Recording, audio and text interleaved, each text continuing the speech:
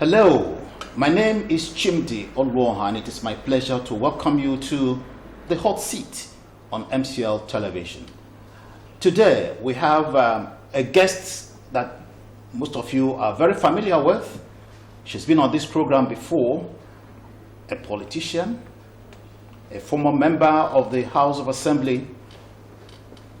I'm talking about Honorable Mrs. Blessing Nwagba. Good to have you again, Madam, here on the program. Thank you very much, and good morning. It's been a while. Yeah, it's been a while. I'm fine. So how has it been post-elections? Very beautiful, I must say, really. You know, sometimes you don't realize you need some rest until you get to having it. You know, and because I think I did my bit as a legislator, I think I did my bit in politics. Not that I'm out of it. The rest I'm having now, I think is well deserved. And I'm happy about it, and I think you can see it on my face. I'm well rested. That's very good to hear that. And of course, it's not like I've not been very busy. I've really been very busy, even at that. Though I'm having a rest, but I've been busy in a different direction. You know. Can you share that direction with us? Yes, of course I can. Since after the election, I've had to attend, like you know, many times when you call me, I say I'm in Abuja, I'm in Lagos, I'm where I'm in, you know, one place or the other. We've had so many workshops, seminars, you know, on women, on politics, on governance, so many things to continue to equip you to be relevant in Nigeria, to be relevant in the world, to update your knowledge and make you stronger even, to even serve in better capacities. You know, so I've been engaged in so many workshops and seminars. Apart from that, I've also been engaged in my own private businesses. I have businesses. You know, I run a school, I have Fulfillment International Academy. Of course, I'm reorganizing and trying to put it in a better shape, and of course, it's coming up tops now. Apart from that, I also have my NGOs. You have Total Blessing Foundation is an NGO. We are rebuilding it because all the services I was rendering as a legislator, I want to continue to render. Well, maybe not all, but whatever whatever I can do to continue to add value to humans, add value to the poor, add value to society, I'll continue to do using that NGO, Total Blessing Foundation. Apart from that, I also belong to an NGO called Nigerian League of Women Voters, of which I am the chairperson in Abia State. It's a national NGO modeled after the United States of America League of Women Voters. It's an it's not a political, it's not partisan, it is not religious, it's not sectoral. It's an organization that brings women together above the age of 18 to find their feet in the society, to see that to ensure that they add something to their society, governance in every wise. So there are so many things actually engaging me. In fact, I have a very handful, like you commented the other day, and a lot more. I also have my family to take care of, my children. Oh, sure. And luckily, I have a granddaughter now. So oh, really? That's great. Good so many beautiful things are happening. I've been very busy. Yes, it's obvious from what you just said. But yes. You contested the last election. Yes, I did. As a governorship candidate of SDP. Yes, I did. And many other politicians who contested elections or who participated in one way or another in the election have had to share the experiences during that period. Yeah. What was your experience during the last election, particularly as a governorship candidate in Abia State? Of course, it was a very interesting one. I'm happy I did that race because, like I've shared with you on this program before, I did that race because I knew I had a lot to offer in terms of governance to our society. I knew I could change things. I knew in the position of a governor, I could do better than I had done as a legislator. Now you're actually steering the ship of executive. Be that as it may, it was a race. So many people into it. One person must win, you know, and somebody won, you know, and no matter how he won, the fact that he has won, you know, so you let that be, and you find something else to engage yourself in, have your peace, and still find your ways of adding value. So, however, my experience during the election was that, of course, Nigerian election, you know the way they are. A lot of insincerity on the part of virtually everybody, a lot of of course, there were a lot of thuggery, a lot of things that happened that I don't know whether it's not peculiar to Nigeria, but it's very, very serious in Nigeria. And that is actually affecting and marring the democracy we are all longing to have, or we have in Nigeria. You know, talk of the insecurity we have today. All these things are tied to so many insincerity among the leadership. If we had a democracy where the right persons are put in positions, where the electorate actually decide who governs them, where the person that is governing realizes that you are there, and you are there at the mandate of the people, and you have to actually play to the rules to some extent by providing whatever the electorate, require. Good governance in general, providing good governance, the society would be a lot better. Maybe I'm indicting all of us who have been in politics, but I think we can do better. And like I keep saying, my slogan then, I bear disaster.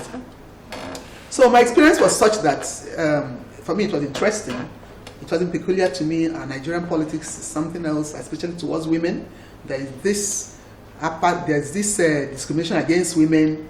There is this need, there is still that feeling that, the woman is not the best to occupy such positions amongst virtually everybody. Even amongst the women themselves, they're just managing to accept a fellow woman in governance. Otherwise, why would you have more than 50% of women who are according to the Nigerian population, more than 50% are women, and yet you find it very difficult to have women, not just about me, about women generally in governance, in elected positions. How many do we have in Abia now? How many do we have in other states? The number of women in elected positions continue to reduce by the day. The statistics I have here shows that you have, of course, you have, let's not go to the presidency, the vice presidency, and all of that. Talk of deputy governors, you have only 4. In the whole Nigeria, out of 36. 4 deputy governors, no governor at all. Then you have senators, only 7. Only 7 senators out of 109. So 102 are men. You have 11 members of the reps out of 360. So 349 are men. You have only 11. Then talk about the House of Assembly members, only 40 in the whole nation out of 944. So the number of women in governance are reducing. So the women need to also help themselves. While we understand that the patriarchal system of Nigeria, is affecting us, our economy is affecting us, the thuggery is affecting us, so many economy is affecting us. The women, imagine, but we need our society, we need our men, we need women, we need society to understand that a society that does not empower more than 50% of its population, women and the disabled persons, or people with disability, call them, a society that does not recognize the capacity and the input, ability to add value of this population, is disempowering them and is reducing whatever it is they can add to the society. The issue of women in politics and in the commanding heights of the economy, many people think is a reflection of the inability of women themselves to equip themselves to occupy these positions, rather than begging to be given special attention. Because Yes. these positions are supposed to be on merit, not by giving special concessions and all that. What do you think? I agree with you to some extent. But there is something that's fundamentally wrong. And that is why I keep talking about affirmative action. An affirmative action. What that means is to address the wrong. I have talked about patriarchy in our system. That is the fundamental problem. Women are already disabled, in quotes. Women are already incapacitated to a very large extent to perform, to drive themselves to getting the political positions, because they are start from the party. How many women are holding political positions where decisions are taken? The chairman is a woman, is a man. Almost all the positions in all the political parties, except the woman leader, are occupied by the men. So how do you benefit when you are not in the room when decisions are taken? It's difficult. So these are the things we are agitating for. Yeah, these are the things we are pushing for. But apart, so that has been the case all along. okay. And that is what is affecting the number of women or the participation of women in the sphere of politics we are talking about. You know? So it's not like the women, we know it is a struggle. I have been struggling over the years, that much you know. I have fought the battle at every level to gain the positions I have gained. You know, but it's not what every woman can do. You know, I have been lucky because somehow I had this kind of support I had, like I've always said, from family, from friends and all of that, even from my society, even from my community. But it's not like that in many places. So that's why you don't find many women in many positions. I mean, in other places or in many other places. So we need to do something. We need to take a responsive and responsible action, a conscious action to address that wrong. And that is what we mean by the affirmative action. I keep talking about the quota system in Nigeria, where we know that some northern states cannot even meet the normal quota system to enter federal government colleges. But because there's an affirmative action to address that wrong at the issue, you now can admit somebody from maybe Sokoto or whatever with much less number of marks than somebody from the east or somebody from the west. That is an affirmative action to get the northerners to go to school. I went to a federal government college, I know that. And it's still happening till today. Okay. Yes. You seem to be placing so much emphasis on this patriarchal system being responsible for the problems of women not occupying commanding heights, whether in politics or wherever. Yes, I am. Though it's not the only one, but yeah, because I am. But fundamentally, you think that's the problem. Yes. Wouldn't you think that women themselves appear to be relegating themselves, even in particularly in politics? A lot of women are in political parties. Many women. In fact, if you were to take a census of members of political parties, you might be surprised that the highest number are women. But most of those women, what do they do? That's the question. You and I know. What do they have the capacity to do? Take it from there. Well, what do they have the capacity to do apart from many of them just singing the song for the men? They chose to be singing the songs. Not really. We are driving them, we are pushing them, rather than contesting for positions. No. Or maybe contesting just for the woman leader, and that's it. No.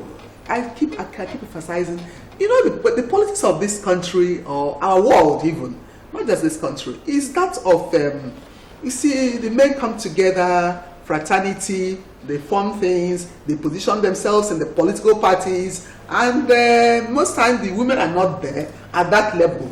And because they have formed this thing, in fact, you know, positions are given before you do the elections. So things are skewed towards those you want to actually get the positions. You know, so the women themselves, coming back to your question, whether it is women, you know, the women themselves, yes, they would want to occupy these positions. I don't think the fault is exactly theirs to a large extent. I won't remove them completely from a fault, but to a large extent, it is because ab initio they have not been equipped. They were not part of the formation of the political parties. If you like, I'm not saying they were not there at all. If you had like 30 people coming together, you know, the big boys coming to form a political party, you have just like one woman or two women. You know that's the case. So when decisions are taken, that woman can only do the little she can, maybe for herself and maybe one or two others. So maybe 90% of positions are those that will now be occupied and ceded to persons that are brought to. Many people will not agree with you. Many people will think that the big women who should really do the same as the big boys are doing, are shying away from politics, are shying away from bringing their money to do some of those things the big boys are doing. Like I said, there are many factors to this whole problem. I talked of patriarchy, I talked of violence, I talked of economy, I talked of so many other things in the society. The big women shying away. Yes, some of them may shy away because how many of the big women, a few of them have money.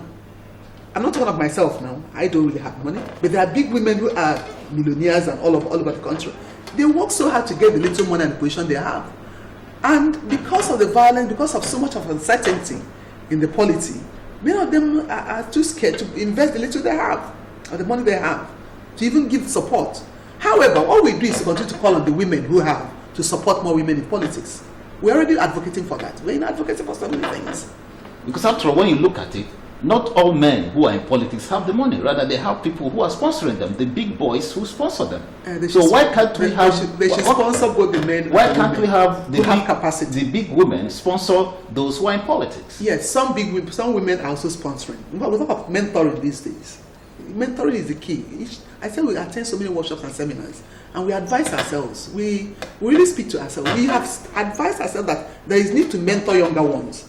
And that's what I'm doing. I told you I have this my foundation. I have other foundations I belong to. In all of this, we try to bring young ones along. I was in an African Alliance for Africa workshop in Owerri. I've been like twice since after the elections. And mentoring is one of the things. There are women who are coming behind us when we want to show the way. Because I may not have so many more years in politics, but I will not be happy not to have other people who are coming behind me, who are women. I would have failed. So, and I had always done that anyway, because I know I had tried in my various positions to bring more women on board, but the struggle has been too much.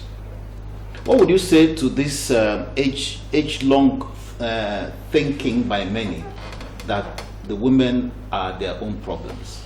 We refuse to help them sing that song. Issue of bring her down. I know. I would. I recall. Like you said, it's age long. Yes, I mean, and then there was once a presidential candidate, a female, I know. And when the votes were counted, it was just one vote. That means she only voted for herself. Yeah. Of all the women in Nigeria, I know, who are supposed to be in large numbers, we didn't do well in that. We didn't do well. That doesn't show what we preach. That doesn't show what we preach. But we've gone beyond that now. Are you sure? Yes, we have. We have. We've canvassed. We have preached. We have told ourselves that for us to actually. But was it reflected in the last election? No, it was not reflected, I must say, because if 50-something% of women, whatever percentage of that were registered voters, if they voted for the women, maybe the women would have done better than we have. We keep preaching, we keep advocating, we keep sensitizing them to the fact that they need to actually be their brother's keeper to ascend that throne we are looking for. Okay, very well. We must take a break now. When we return, this conversation will continue. Please don't go away.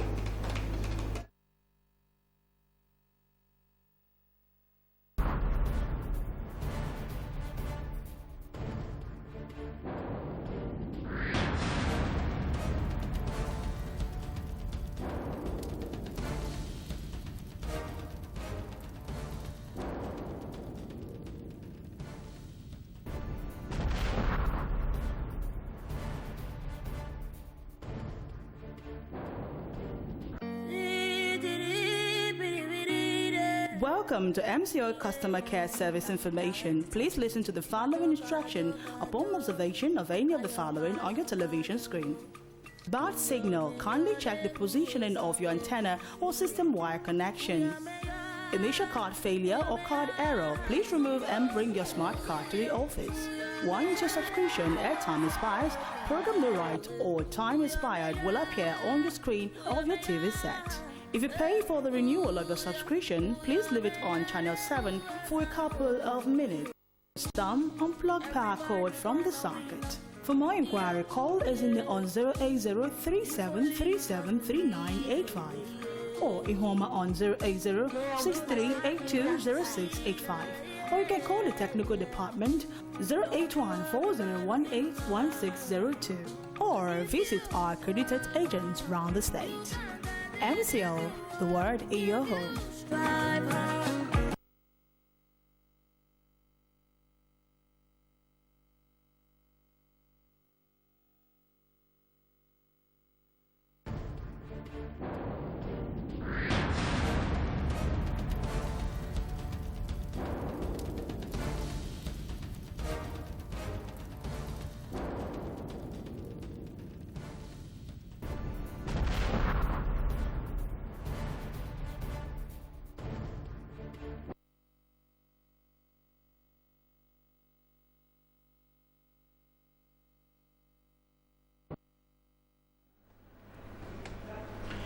Welcome back to the hot seat on MCLtv, and our guest has been Honorable Mrs. Blessing Nwagba, a former member of the House of Assembly at your state, and the governorship candidate of SDP in the last election. And we'll be discussing Nigerian politics, particularly the participation of women in politics.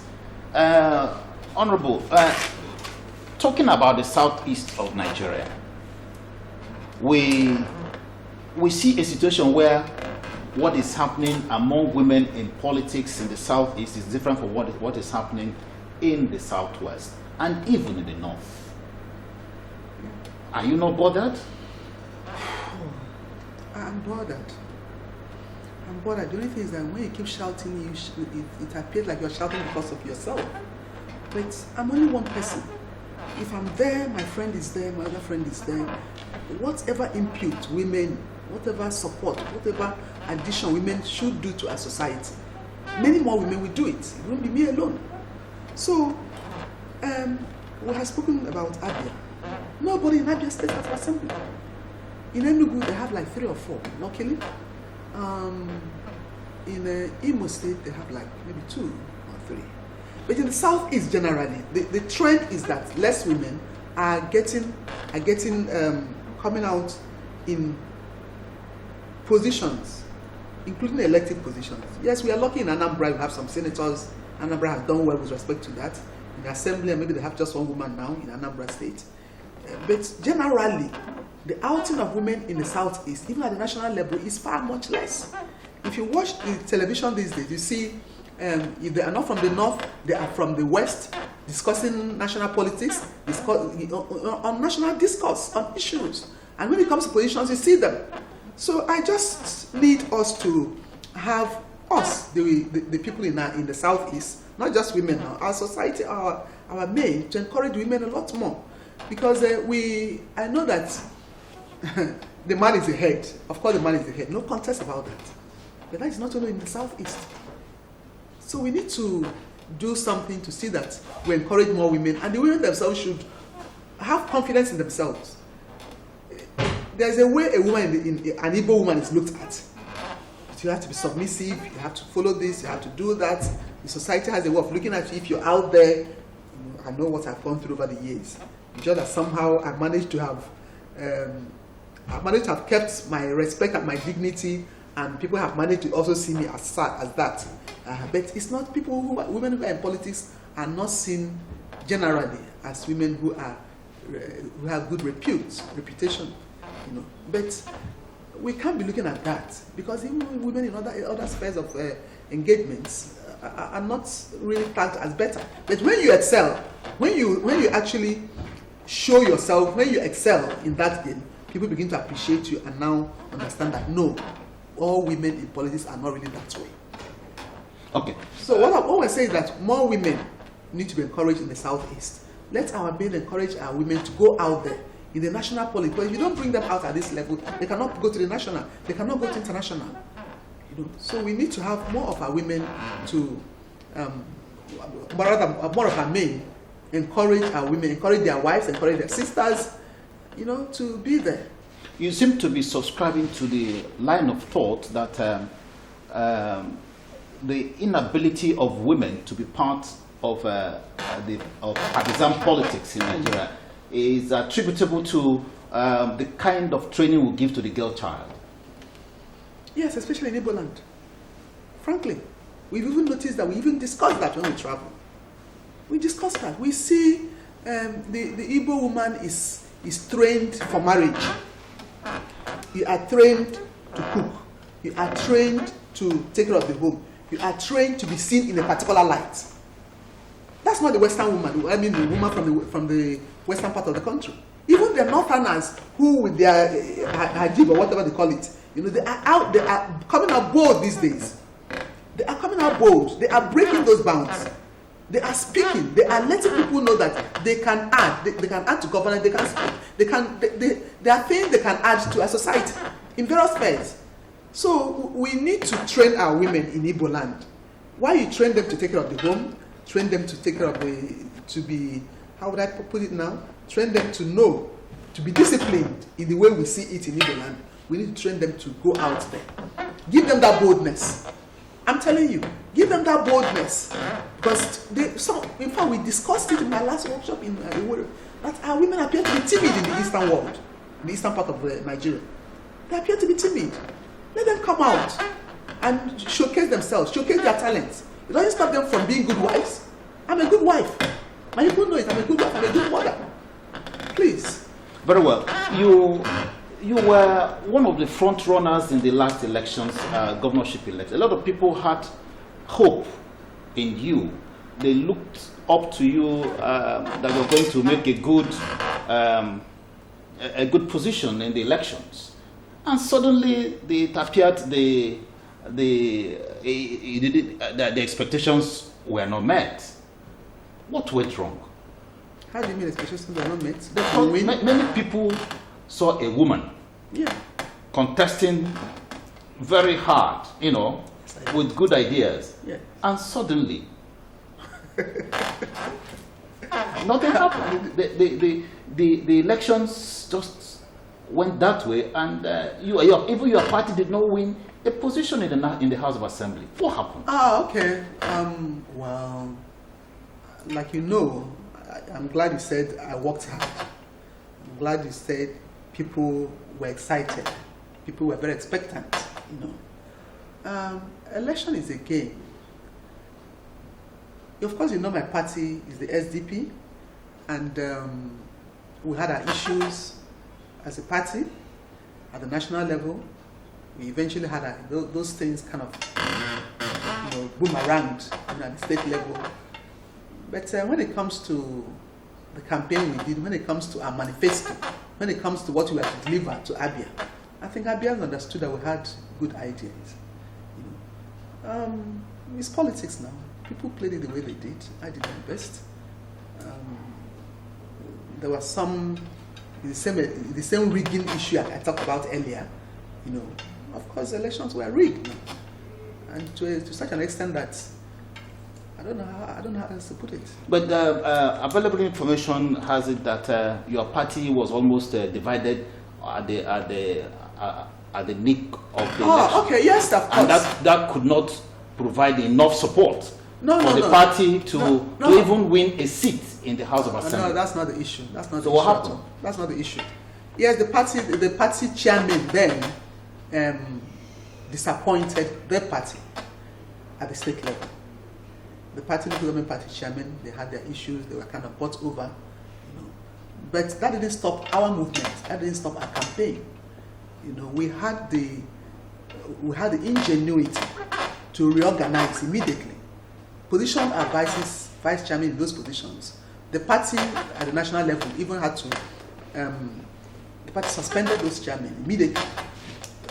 Authorized us to use the vice chairman, inaugurated them, they took over the scene, they did the election in all the wards, all the local governments and in all the wards, and we came out with everything we should have come out with. We did our election properly. But what you're talking about is a normal thing. That's the politics. If you relate with people from other states, there was that kind of disappointment. People are hungry. Give them anything and give them the shit. That's what I was telling you. Disappointments, insincerity on the part of most people. So for me, that wasn't really much of an issue. I did what I was supposed to do in that election. But that puts a question mark on the leadership of the party in Abia State. No, I wouldn't think so. How could they have watched all the local government chairmen? All the local government chairmen being bought over, and what would have put the question mark is if the party didn't re-strategize to continue with the election. They re-strategize. Late as it may be. That's when those things happen now. They never happen. At the beginning. But the couldn't just have happened overnight. It may have built up to that level. And the party leadership. I don't know how much of a politician you are. I'm talking from experience. I'm talking from what even happened, not just here, all over the country. Because as I speak with you, we women, we have gone on several workshops, and most of those workshops are like post-election analysis. What transpired in your own zone? What happened in your own constituency? And what I'm telling you is what transpired all over the country. You need to watch the videos of some of these women.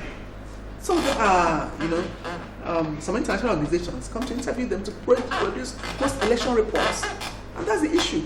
There's a lot of insincerity. There's a lot of disappointment. There was a lot of disappointment. For me, that happened, and it didn't stop me from doing my elections. We moved ahead immediately and did our elections and ran our election to a conclusive end. That is the important thing. Okay. Wouldn't that also mean that the impression people have about politicians, that they are the major problem of Nigeria, be true? Or be seen to be true? I wouldn't think so. Because if you are not sincere at the party level and you cannot be held responsible or be seen to be a responsible person at your party, how can you be seen to be a responsible leader of a country or a state? No, politicians just like a microcosm of the macrocosm. Politicians are just is like what society. Politicians are producing society. That's our society for us.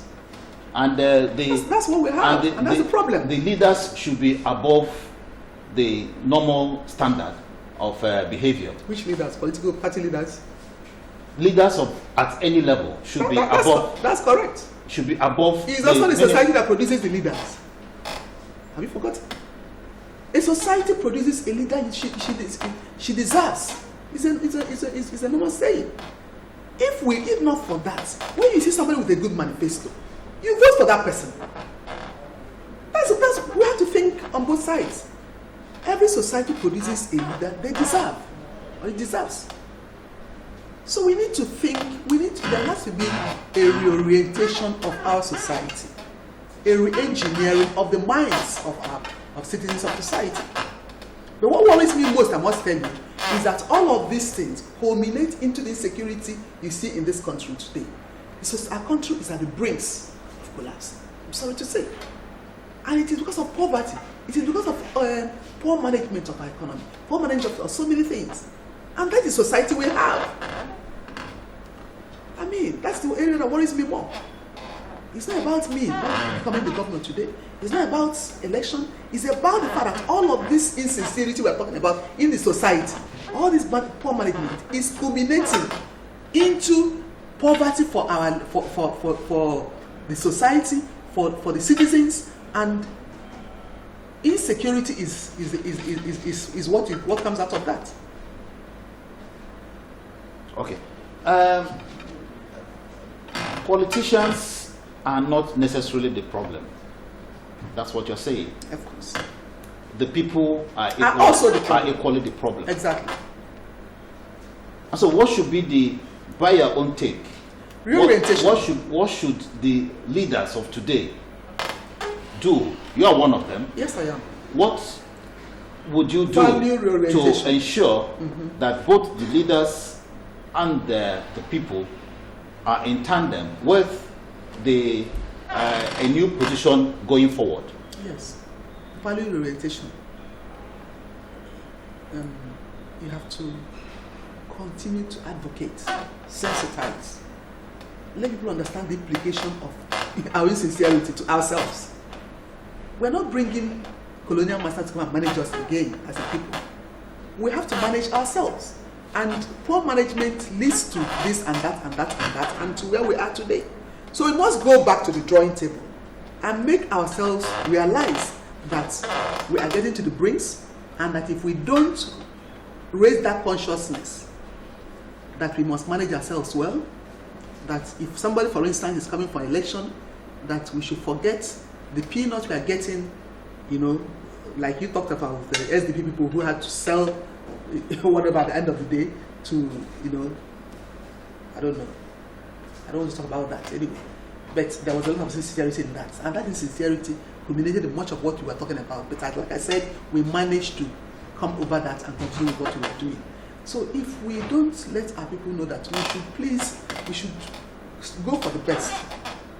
Go for the best and produce the best. And then when we put that person who we consider to be the best, the person should realize that that mandate is holding it for the electorate and in the interest of the electorate, and therefore provide those dividends we expect the person to have.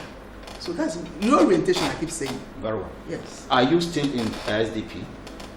Are you still a member of SDP? In my house right now. Are you no longer a member of SDP? I'm in my house right now.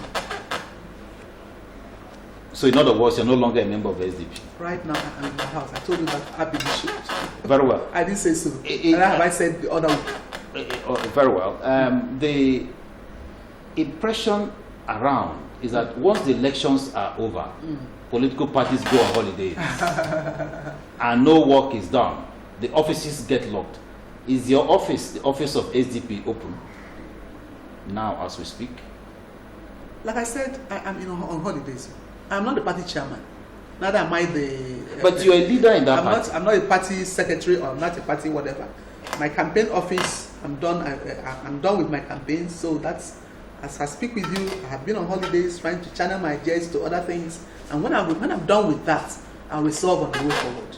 And that is the correct. But are you not bothered that people, or not just an impression, it is there for everybody to see. If you go around now, most party offices, all those parties that emerged when the election was, during the electionary campaigns and all that, have all closed shop. Are you not bothered that Nigerian political party administration has a lot of question mark on it? Well, if I may help you, political parties are actually supposed to serve as not really opposition, a support to government, a government that won in terms of ideas, in terms of objective criticism, finding out what they should do better for the electorate, for the society. So if the political offices are closed and they are not doing anything, that may not be right. But also, you realize that everybody just out of the election and stress and the stress actually. So people are actually resting right now. So I think it's too early to actually blame them for whatever. People are trying to reorganize themselves, re-strategize, and know how to move ahead. And of course, some party may begin to go down and may never come up again. I wouldn't know about that, but not SDP. SDP is a big party. SDP is a big party, very big party for that matter. SDP will not go down because even if we didn't win a position in Abia State, we won position at national level. SDP will never go down. It's a big party. So and it's coming on strong though. It might go down in Abia, but in other states. No, I didn't say so. I didn't say it's going down in Abia. Because you don't have anybody here. Who said so? Why? No elected person. Of course, many parties depend on their elected officers for sustenance. That's not correct. At least in Nigeria. That's not correct. That's not correct. So SDP will continue to be there. Of course, SDP will continue to be there as a party. I mean, in Niger State. That's what I'm saying. When the office is already closed. I don't know about the office being closed. I know the party chairman is Chidinwigwe. He hasn't told me they have closed the office. No, Chidinwosu. Yeah. And I will Chidinwosu. He hasn't told me the office is closed. Okay. Like I said, I have been on the some rest. You are the experienced politician. Yes, please. And you've held. You were a member of the State Assembly. What is your take as regards the issue of the role of political parties in sustaining democracy in Nigeria? That's why I said earlier that one of their roles is that of objective criticism. It's like in a government where the legislator is a watchdog, So other parties are also like the watchdog of the society. They should come up with objective criticisms, not just to disorganize. And I don't subscribe to a situation where you never find anything good, in a ruling party. I don't. That's me. Just like when I was campaigning, I was like, "Oh, you are not antagonizing your." I said, "No, I'm running a straight campaign. I know what I'm looking for. I'm selling my mandate. I'm not here to castigate anybody." So for the political parties too, they should, if an election is over and you, for whatever reason, you choose to let it be, your job is now to have objective criticisms to kind of let that government to enable good governance, I would say, of the government in power. In all sincerity, so that's what sincerity, would you say that Nigerian political parties are doing this you have just said? That's what I'm saying. They're not really doing that in all sincerity. They're not doing that, but that's what they should do, and that's what I would want to do. Many people also feel that you are going into the governorship position was because you were not allowed to go to your first choice of going to the House of Representatives. You had asked me that before. When one road closed, another one opened. Period. I'm a very versatile person. If I didn't do House of Rest and I felt I could do governance. Are you regretting taking that move? Wow. Of leaving the House of Representatives, which you could have won anyway? No. To go to the House of to go I'm for rather happy governorship. I did. No regrets whatsoever. I don't take steps I regret because I think thoroughly before I take steps.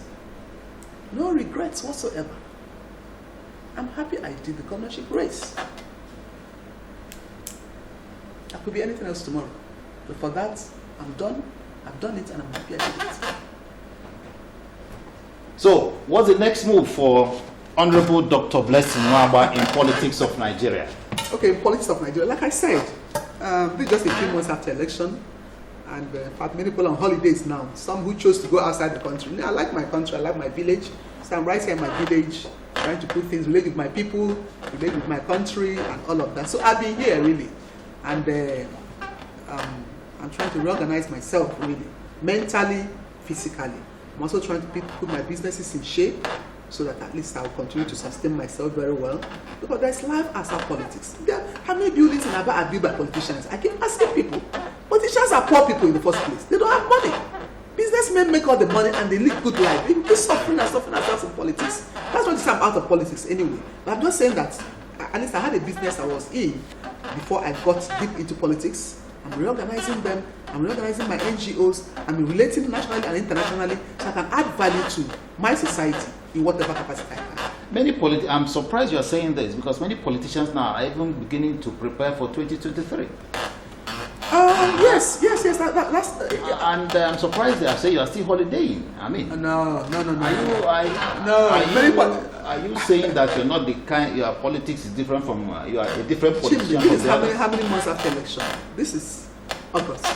Election was in March, right? So you're not interested in 2023? That's not what I've said. Far from that, I'm saying that in as much as it means that you finish an election and the next thing you begin to do is to plan the 2023 election.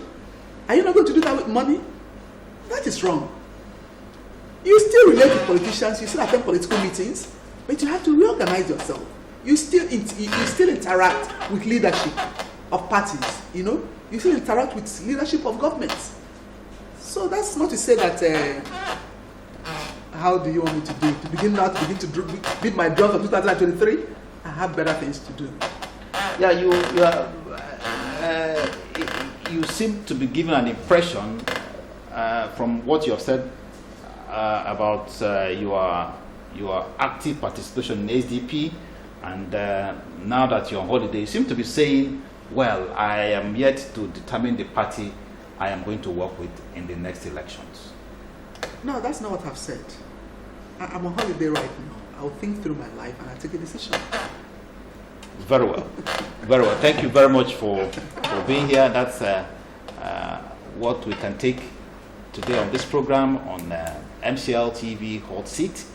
We'll be coming your way again sometime next. But before then, let me thank Dr. Blessing Nwagba for sharing her thoughts with us on this program today. Thank you. My pleasure. Thank you so much. And we must thank you out there for watching and being part of this program. We appreciate your time. And until same time next week, this is Chimdi Oluo on behalf of all of us here in the studio, thanking you for being with us. Bye-bye.